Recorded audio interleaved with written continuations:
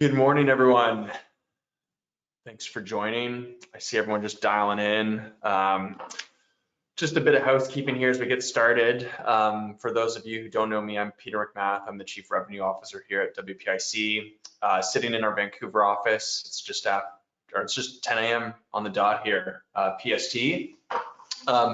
Been really looking forward to this session. This is a great category. Obviously, as some of you may know, WPIC has done a lot of work in the health and wellness space across many different product verticals. So it's something that we're certainly familiar with and really enjoy the segment, the category. It's been a really exciting vertical to work within. We're joined today by Jacob Cooke, one of our co-founders and Chief Executive Officer here. Jacob, how are you this morning? Very well. Thanks for having me. Yeah, well, I'm glad we could get some time in your schedule today. Jacob joins us from Beijing, where he normally is, but we're lucky to have him here on the West Coast this week. So look, we want to jump right into it. We want to get through everyone's questions. I know there's been some questions that were submitted in advance for today's session, but I want to prompt everyone that there's a portal within the GoToWebinar view there that you can insert your questions throughout today's session. We want to keep this short and sweet and make sure that everyone can get back to their next meeting on time. So I'm going to try to keep it within the allotted time today. For those of you who don't know WPIC, just a bit of introduction on the firm. We're a full service digital e-commerce marketing agency headquartered out of Beijing. We've got 3 main operational campuses on the ground throughout mainland China with global offices to support that. Ultimately, we help Western organizations enter, grow, expand throughout the Asian markets. So a lot of our focus is really within consumer product verticals, helping these brands sell to Chinese consumers. And so today we wanted to do this Q&A session to really give back to the community, to help educate, to share some insights that we're seeing within the product vertical. Within the industry that's relevant today as we enter Q4 2022 and as we look ahead to the 23 calendar year. Obviously, it's been a dynamic couple of years reflecting on COVID and many of the changes that have happened, both from a category perspective, but also a macro market point of view. So feel free throughout the session, please share your questions with us and hopefully we'll get to everyone throughout. But Jacob, I'm gonna stop talking. I want to open it up for you. Maybe just share with us a little bit about what you're seeing within the health and wellness category today in China to get the dialogue going here. What trends are you seeing? What should brands be aware of in this segment? Well, okay, I think it's a couple of sort of major milestones would be in the last sort of like 4 years. I mean, if we go back sort of pre-COVID, we saw a reasonably stable growth over the previous 5 years in the sector. It was definitely growing. It was definitely one of the top growing. When COVID happened and it started to normalize out, 3-4 months after the original scare there, it really started to take off. Certain categories in health and wellness were now almost getting up to triple-digit growth for a couple of years. People really started to take better care of themselves. It was a pretty big trend in China, but it was also seen in other markets that came out of COVID recovery relatively, at the same phase. That behavior was consistent. And I think now that behavior is sticking around.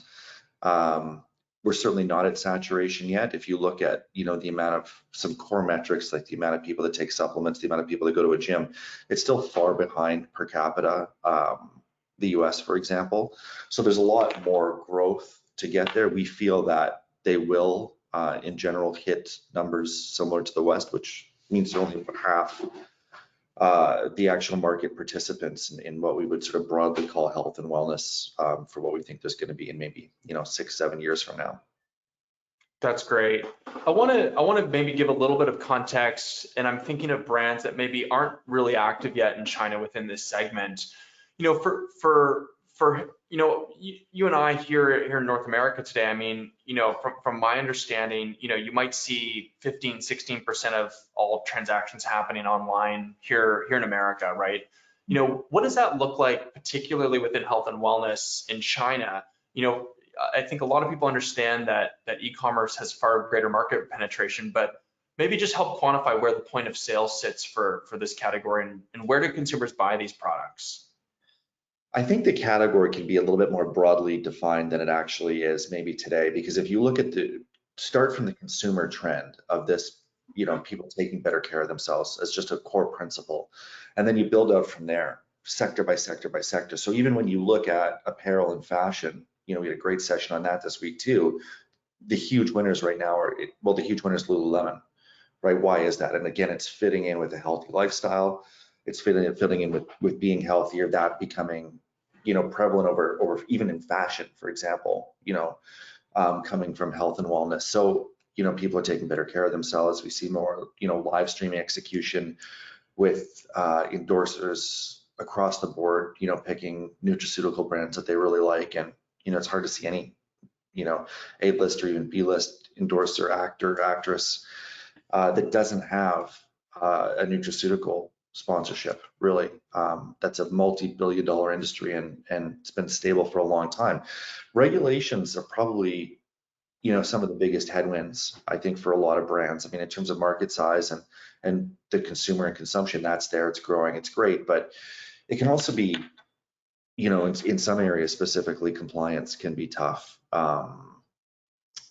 Especially in Nutra. Nutra is a big part of health and wellness. Sure. What do you see brands doing to navigate that? Obviously, for a brand to be able to sell fully domestically in market, they need to meet all those regulatory requirements. Cross-border e-commerce gets talked about a lot. Can you just share a little bit about what you're seeing? What cross-border channels are most relevant today within this segment? Yeah, so I think I think you answered half your question there, because cross-border is what you would do to mitigate the majority. Then you are compliant on your country of origin, for example, you're going to get in fine. That's how a lot of brands choose to do it. However, as you go down the product approval process, get the blue hats, and then be able to sell on a whole multitude of more sources, I think what people do is use the cross-border method to prove the case that there's a big market there, and then go down the compliance path, which can take 6 to 9 months. Not prohibitively expensive. It's just a time cost. Once the case is proven on the cross-border, if you think the model's going to be there, in a lot of cases it really is, then that's sort of what gas on the fire looks like. Sure. I think a lot of brands are probably familiar with like Tmall Global as maybe one of the leading platforms for cross-border e-commerce. Are there other cross-border e-commerce platforms today that brands should be aware of? Yeah, well, I think there's the three that are sort of dominating cross-border right now. Of course, you have Tmall, JD, but Douyin's cross-border is, we're like 3/4 the growth is right now. So maybe it's a third place in terms of overall GMV, but it is rising very quickly. That's great. I want to jump into some questions that have been submitted, and just remind everyone, if you have a question throughout any point in today's session, just input it into the Q&A portal, and hopefully we'll get to it. And I see we've got a lot here to get through already. So Jake, I'm going to jump in. Question here on IP protection. The question is, how do we protect our IP in the market? Trademarks, absolutely. Recipes and things like that, ingredients, no, that's not a path brands can go down. The trademarks need to be protected, fully registered in China, and basically even all markets that you plan to sell into. But that's the big thing. I think if you've got great control of your trademarks, you have very little chance of being counterfeited. Okay, that's great. Moving on, there's a question here on labeling, and this probably goes into your compliance comments, but how do we handle labeling? Do we need localized labeling? Do we need to do that, or can WPIC do that for us? So I think labeling is also a good question. It follows also what we said, the least amount of labeling is on the cross-border. So where that is always done is at the third-party logistics warehouse. It's all computerized. So when the product's bought from the warehouse, it's stickered, sent, labeled, pick and packed. That's a fairly straightforward process. Once it's digitized, you're talking pennies would be your only expense for the stickers there at that point. As you get bigger and go local, what a lot of people are doing is actually custom printing those batches with labels from the factory. But again, once the numbers get up that warrant that type But no, out of the gate, if you're going down the cross-border model, labeling can be handled by your 3PL and should be handled by your 3PL. Okay, great. There's another question here on distribution, and this is this is a question of how can a brand find a trusted distributor, and is that recommended? Well, I think that a couple of things is one, you can be used to better payment terms in China, which sort of takes the trust out of it. But two, what we recommend is getting a strong D2C strategy in place first, and then the distributors are going to be coming to you. So you're going to be taking B2B orders off of your existing Tmall and Douyin stores, and in some cases, as long as they stick to pricing strategy, you never want to get into a price war or just make a channel shift that you've taken your D2C business and turned it into a B2B margin. Have your distributor come to the table with some channels that you're not operating on and stick to your pricing model. And if they do that, yeah, you can have a great relationship. That's great. I'm gonna keep these coming rapid fire at you. So shifting gears, question here on content from Sebastian. So Sebastian asks, does content/marketing collateral need to be significantly changed? Do I need to use Asian models for my images and videos? I wouldn't say that necessarily. When we do, it depends. I mean, on exercise equipment, for example, we reshot everything with Asian models. So yes, nutraceuticals, we actually don't use a lot of model shots in those products. So because the wording, so just a couple of secrets, every couple of years, it seems nutraceuticals get chopped down for regulations, what you can or cannot say about the benefits and what you actually have in your studies that can back it up, and getting very strict. So what a lot of people are doing, if they can't say it, they're animating it. Creating drawings and packaging, if something is for liver support and, for some reason you can't technically say that, well, your mascot's now a picture of a liver or something like that. I mean, that's kind of an example of packaging that could need to get redone if there was some compliance issues. And then on apparel too, like a Lululemon, yeah, we're gonna shoot about half of that over here. But in even using some of the apparel as an example, they can use those shots as well. So in some cases, we're just shooting the Asian to use globally. And where we might go 2/3 Asian here, they're Sure. 1/3 overseas. So Right. economies of scale. And we'll use those Asian shots all over APAC. Right. The animations workaround is fascinating.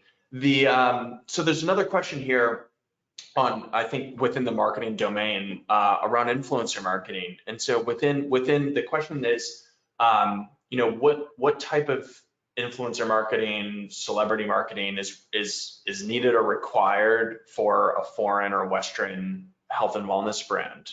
Well, first of all, if you talk about the super AAA list, you're going to need to be in the market for some time, some credibility before they're going to take you for sure. So it can be tough because, you're building up on C-list endorsements, and those can be really rough. So I think, what we do is we team up in launch strategies, we get platform help and get their credibility. This is why using Tmall, still I think in this space is a core part of strategy, even if your Douyin might be worth a lot of your growth, is because they can really help launch your brand. Just getting on Tmall in general, flagship status is credibility, and then they have their endorsement networks that they will help you to use and vouch for you in those first couple of months, sort of getting up onto the Bs, get those numbers great, and maybe in 3 to 6 months, you can get up on the AAAs. So that whole thing is a revenue play. It's a big move, right? Nutraceutical will take a bigger advantage of that. Exercise equipment's tough because the commissions on the influencers is pretty high. So if you think about that as using it to acquire your customer, nutraceutical, you have repeat purchases, the economics look a lot better. But if you're selling exercise equipment as a one-off, that 30% commission, along with, it should be a very good price for them, can sometimes not look good on a margin game. But that's the influencer game. It's important. It can launch things really quickly, but you might be putting off profitability a little bit further, but have a little bit faster launch cycle. Great. So it's an industry, they're expensive. There's okay. No way around that. Bite the bullet. And just a reminder, everyone, feel free to keep the questions coming here. There's some good ones coming in. So I'll keep it going. On the Well, I guess on the influencer spectrum, if you will, there's a question here on live streaming and just the relevancy of live streaming today as we're in the back end of 2022. It's obviously nothing new in China. I think it's just starting to hit the West here in terms of, a novelty. In China, I mean, we've been doing live streaming for the better part of a decade, probably, right? What's the state of it today? Does it need to be a core marketing tactic in a brand's playbook as they think about brand growth and revenue growth? Yeah, like that's huge. That's really what Douyin focuses on. So just to let you know, yeah, we do believe it's going to the States, but we've already started doing it in Japan and Korea too. We know it's going there as well. I was just in Tokyo actually discussing this with Rakuten too, trying to push more and more channels forward. So yeah, you're right. You'll get it in 3 years, but it's already started in working in markets beyond China. So yeah, we're doing a lot of filming. I mean, Douyin for fashion brands now, it's kind of expected that it's around 8 hours a day. Health and wellness, you're still probably in the 2 to 3 to 4 for bigger brands in Douyin. So it's a lot of commitment. It's a lot of content to put out there. And as people upgrade their studios, you've got to stay cutting edge. And, we've been prepared for that for quite a while. That's great. You mentioned Rakuten, and there was a question here from Tim on working with Rakuten. What are their requirements to working with a new brand? So can you maybe just describe briefly the process for a brand to activate inside of Rakuten? It's a Japan thing in general. It's a little bit longer than getting live in China. Compliance is a little bit stricter. And then again, it really depends on the product category. Clothing, exercise equipment, these types of things are pretty easy, but nutraceuticals can be pretty tough, but rewarding. It's the third largest e-commerce market in the world. Sure. Okay. There's a follow-up question from Nancy on this. And then with regards to timeline. So how long does it typically take to launch a brand via e-commerce in China? Well, you've got a lot of things to do in that process, but if everything is running in parallel like we usually do, we put 15 people on an opening team and we can get it done in 2 months. Wow. Okay. So that feels pretty quick for a lot of the moving parts there. I'm seeing another question come in here from Rob. I mean, specific to the nutraceutical category, the question is, what are the most popular nutraceutical categories right now?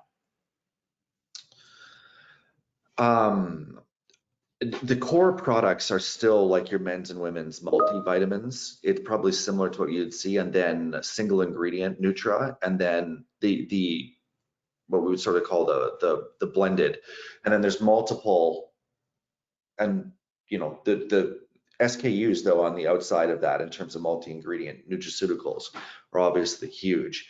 But when we look at the other ones, a lot of them went through the blue hat process when they were, like vitamin C's and multivitamins, for example. And yeah, those are the SKUs that do billions of dollars online in that. So that's kind of how the pyramid looks in terms of GMV. Okay. Question here on resourcing from Kelly, and the question is, what resources do we need internally before commercialization or launching our brand? How do other brands handle this? Are they relying on outsourced partners versus are they building that talent in-house? Well, I think when you're launching your brand, you're going to have your partner team in China and you're going to have yours. So what you're doing really is trying to bring those together where the brand knows their product really well. They know how they've competed against some of the same brands that are already in China in other markets. That's great data to supply your partner with, and then your partner knows China really well. So when you bring the two of those together, you can create a real level of expertise. So the time commitment would be able to make sure you've got time to share that stuff, get the training in those 60 days so that the team that's going to execute in China knows these things very well. And then time commitment, we have live dashboards that plug in to people who like to log in and check daily, look at it on your phone. And then, good weekly cadence, maybe a lot more while things are getting live, but as everything sort of worked out and you're live and running and smooth and you've got your dashboard. Off to the races. off to the races. Excellent. Question here from Timothy, and the question is, as a small company with a 20-year history looking to get FaceTime internationally, how will we be able to compete with the big brands in China, Japan, and Southeast Asia? Well, there's a lot of ways to compete. I think that we need to really understand what the unique selling points are. And like we said, I mean, you can also come in on price, but we don't recommend that. I think it makes more sense to keep that margin and use that money to build that brand long term, gain a following, and keep those customers coming back. The same reasons that they're buying those products in markets that they already are could be a lot of the same reasons that they're going to be doing it in Asia, in those markets too. Plenty of new brands are launching successfully all the time in those markets, and they're finding a way, they're finding a niche. That's great. There's another question that had come in before we started that I think parallels to this really nicely, which is, you know, when a brand's thinking about entering these markets, can they be successful in launching without the big marketplaces like Tmall and JD? And you referenced some of the social platforms. Can you speak to just channel strategy or platform strategy for a new brand launch? I think that you're going to want to be on the big platforms, but in some cases, people maybe don't want to make that investment. They want to try it out a little bit. They want to just see how people react with their social media content. In that situation, I think it's viable to say KPIs or engagements and, you know, people showing interest. And, you know, if that's an extra data point that somebody needs, I think that is, you know, a viable strategy to take that extra step. But, you know, for the most part, I think the data in the market's pretty clear. I think that analysis can be done, and then I would absolutely include those platforms, you know, 2 or all 3. Sure. Question here, as we get near the end of the list here, just on time horizon for profitability. You know, what type of period of time and time arc should a brand be thinking about from launch to realizing profitability, and at what levels? When we run the P&Ls initially for this space, I mean, we're mainly looking at 2 separate models for 3 years, right? One of them is going to be highest amount of revenue that you can generate in 3 years. That won't care so much about the bottom line as the top line. And then the other ones are, of course, maximizing bottom line. When you're maximizing bottom line, you usually come up with a first year revenue of around $1 million and hitting profitability close to the end of that first year. You'll probably guide your revenue up to like a $3.5 million after 3 years with good profitability there, as opposed to the other model that would have maybe a 10 million revenue line after 3 years and then focus on profitability after that. That's so great. You could have a model anywhere in between there, depending on your needs. But yeah, you can. Most new brands with no presence in the market before are profitable by the end of the first year. Great. That's great. That's great insight. Look, as we start to wrap up here, you know, I think what a lot of brands are really interested to hear from WPIC has been, from my experience, is really like, you know, what are you seeing, you know, in the current, you know, health and wellness and nutraceutical brands, you know, pills, powder, supplements, sports nutrition. I mean, you're active in so many of these verticals and operate really a wide spectrum of brands.